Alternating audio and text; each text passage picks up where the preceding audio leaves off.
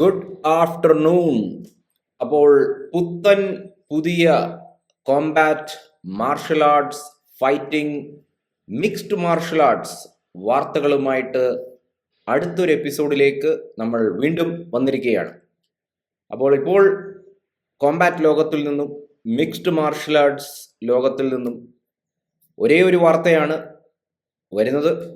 പല വാർത്തകളുണ്ട്, പക്ഷെ അതിൽ ഏറ്റവും പ്രധാനപ്പെട്ട ഒരു വാർത്ത എന്ന് പറയുന്നത് അറിയാലോ, ഹംസത്ത് ഷിമേവ്, ഡ്രീക്കസ് ഡ്യൂപ്ലസിസ്.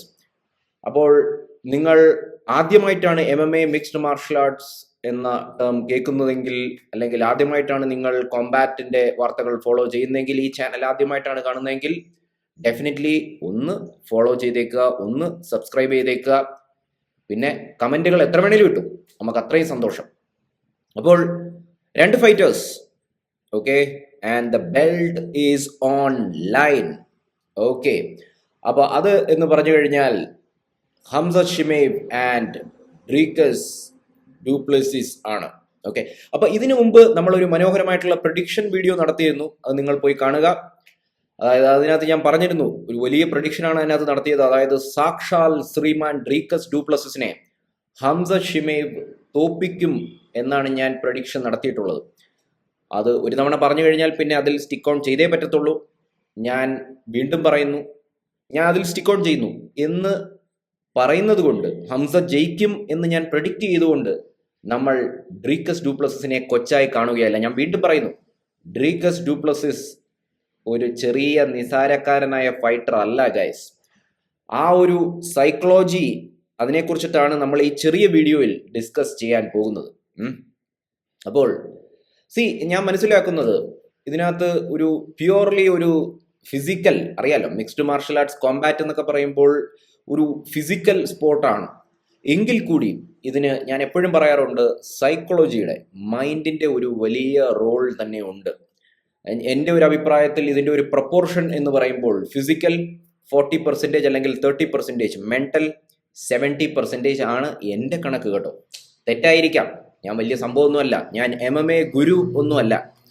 എങ്കിലും എൻ്റെ കാഴ്ചപ്പാടിൽ, എല്ലാവർക്കും അവരവരുടെ കാഴ്ചപ്പാട് വലുതാണല്ലോ, എൻ്റെ കാഴ്ചപ്പാടിൽ ഒരു ഫൈറ്റ് എന്ന് പറയുമ്പോൾ it is 70% this mental, 30% physical.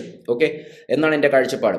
അപ്പം ആ ഒരു സൈക്കോളജിക്കൽ ഇത് വരുമ്പോൾ, ഹംസത്ത് ഷിമേവ് സൈക്കോളജിക്കലി സ്ട്രോങ് ആണെന്നറിയാം. അല്ലെങ്കിൽ പിന്നെ ഒരു രോഗാവസ്ഥയിലൂടെ കടന്നുപോയ ഒരു മനുഷ്യൻ, റിട്ടയർമെന്റ് വക്കിലെത്തിയ ഒരു മനുഷ്യൻ തിരിച്ച് ഇതുപോലെ ഹൈ ലെവലിൽ തിരിച്ചു വരില്ലല്ലോ. അപ്പൊ അത് നമുക്കിതാണ്. ഡ്രീക്കസ് ഡ്യൂപ്ലസിസിനെ കുറിച്ചിട്ടാണ് പലവരും എന്ന് പറയാൻ പറ്റത്തില്ല, ചിലവരെന്ന് പറയാം, പലവരെന്ന് പറയാൻ പറ്റത്തില്ല, ചിലവര് എങ്കിലും പറയുന്നുണ്ട്, കമന്റിൽ പറയുന്നുണ്ട്, ഹംസത്ത് ഷിമേവ് ഒരു ഫസ്റ്റ് റൗണ്ടിൽ തന്നെ തീർക്കും, സെക്കൻഡ് റൗണ്ടിൽ തന്നെ തീർക്കും. അതവർക്ക് ഡ്രീക്കസ് ഡ്യൂപ്ലസിസിനെ പറ്റി വലിയ പരിചയമില്ല എന്ന് തോന്നുന്നു.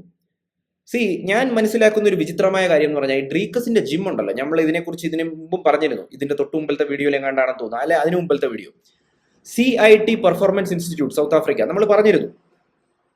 അത് ഒരു നല്ല ജിമ്മാണ്, പക്ഷെ ഒരു ലോകോത്തരമായിട്ടുള്ള ഒരു വലിയ സംഭവം എന്നൊന്നും ആരും ഇതുവരെ കേട്ടിട്ടില്ല. പക്ഷേ ഡ്രീക്കസ് ഡ്യൂപ്ലസിസ് ഒരു ലോകോത്തര സംഭവം തന്നെയാണ്.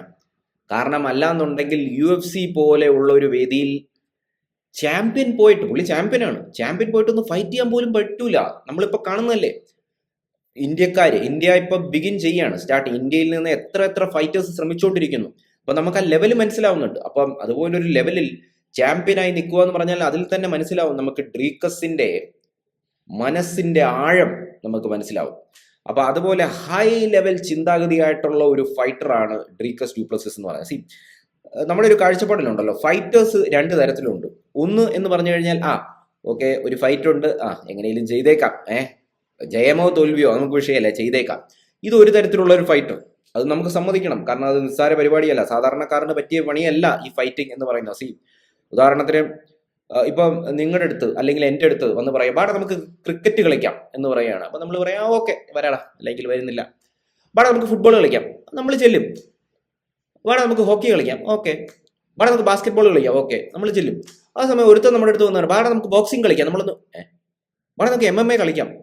അത് കാരണം എന്തെന്നാൽ ബോക്സിംഗ്, MMA, കിക്ക് ബോക്സിംഗ്, മുയത്തെ ഒന്നും കളിക്കാൻ പറ്റത്തില്ല. സീരിയസ് ആണ്. ശരീരം കേടാവുന്ന പരിപാടിയാണ്. അപ്പോൾ അതുകൊണ്ട് തന്നെ ഈ സ്പോർട്ടിനെ നമ്മൾ ബഹുമാനിച്ചേ പറ്റത്തുള്ളൂ. അങ്ങനെ ഒരു സ്പോർട്ടിൽ ഹയസ്റ്റ് ലെവലിൽ ചാമ്പ്യനായി നിൽക്കുക എന്ന് പറഞ്ഞാൽ അവിടെ തന്നെ നമുക്ക് ഡ്രീക്കസ് ഡ്യൂപ്ലസിന്റെ ലെവൽ നമ്മൾക്ക് മനസ്സിലാക്കാനായിട്ട് പറ്റുന്നതാണ്. അപ്പോൾ ഇവിടെ ഡ്രീക്കസ് ഡ്യൂപ്ലസിസ് ഫൈറ്റ് അടുക്കുന്തോറും പല പല പരാമർശങ്ങൾ നടത്തുന്നുണ്ട്, പല പല കാര്യങ്ങൾ. അത് ട്രാഷ് ടോക്കിംഗ് അല്ല, എനിക്ക് തോന്നുന്നു ട്രാഷ് ടോക്കിംഗ് വരുന്ന ഫൈറ്റിന് മുമ്പുള്ള പ്രസ് കോൺഫറൻസിലായിരിക്കും വരുന്നത്. അത് ഞാൻ എക്സ്പെക്ട് ചെയ്യുന്നുണ്ട്. പക്ഷേ ഇപ്പോൾ ഡ്രീക്കസ് ഡ്യൂപ്ലസിസ് ചില സൈക്കോളജിക്കൽ ആയിട്ടുള്ള കാര്യങ്ങൾ പറയുന്നുണ്ട്. അതായത് പുള്ളിക്കറിയാം, എനിക്കറിയാം, ഡ്രീക്കസ് പറയുന്നത് എങ്ങനെയാണ്, എനിക്കറിയാം ഹംസ ഷിമേവ് തീർച്ചയായിട്ടും എന്നെ ടേക്ക് ഡൗൺ ചെയ്യാൻ പറ്റുമായിരിക്കും. പക്ഷേ ഞാൻ എന്ന ഡ്രീക്കസ് ഡ്യൂപ്ലസിസ് വിട്ടു കൊടുക്കത്തില്ല. കാരണം എന്റെ കാഴ്ചപ്പാടിൽ, ഇത് ഞാൻ പറയുന്ന ഡ്രീക്കസിന്റെ വോയിസിൽ നിങ്ങൾ മനസ്സിലാക്കുക. അപ്പൊ ഡ്രീക്കസ് പറയുന്നത്, പുള്ളിക്കാരന്റെ കാഴ്ചപ്പാടിൽ ഒരു ചാമ്പ്യൻ എന്ന് പറഞ്ഞു കഴിഞ്ഞാൽ എപ്പോഴും മനോഹരമായ കാര്യങ്ങൾക്ക് വേണ്ടി ഇങ്ങനെ ഒരുങ്ങിയിരിക്കുന്നതല്ല. മോശം കാലാവസ്ഥ വരുമ്പോൾ അവിടെയും ഫൈറ്റ് ചെയ്ത് മുന്നിലേക്ക് കയറി കുതിച്ചു വരുന്ന ഒരുവൻ ആരാണോ അവനാണ് ചാമ്പ്യൻ എന്നാണ് ഡ്രീക്കസ് പറയുന്നത്. അതൊരു വളരെ മഹത്തരമായിട്ടുള്ള ചിന്താഗതിയാണ്. അതായത് പുള്ളി റെഡിയാണ്. പുള്ളിക്കറിയാം ഹംസ ഷിമേവ് ടേക്ക് ഡൗണിന് വരും, അത് സക്സസ് ആവുമെന്ന്. അപ്പൊ ഡ്രീക്കസ് ചോദിക്കുന്നത്, ടേക്ക് ഡൗൺ ചെയ്യും, പുള്ളിയെ ഗ്രൗണ്ടിൽ ഒട്ടിക്കും, അതിനുശേഷം ഹംസത്ത് എന്ത് ചെയ്യും അത് നമുക്ക് കാണാം എന്നാണ് ഡ്രീക്കസ് പറഞ്ഞിരിക്കുന്നത്. അപ്പൊ തീർച്ചയായിട്ടും അങ്ങനെ ഒരു ഫൈറ്റർ, ഒരു മനുഷ്യൻ പറയുന്നുണ്ടെങ്കിൽ ഈ ഫൈറ്റ് പൊളിയായിരിക്കും, പൊളിച്ചടക്കും, നമ്മൾ എപ്പോഴും പറയുന്ന പോലെ. കാരണം ഹംസ ഷിമേവിന്റെ നിങ്ങൾ ഇത്രയും നാളത്തെ ഫൈറ്റ് എടുത്ത് നോക്കിക്കോളൂ. UFC-യിൽ ഹംസ ഷിമേവ് ഒരു 8 തവണ ഫൈറ്റ് ചെയ്തിട്ടുണ്ട്.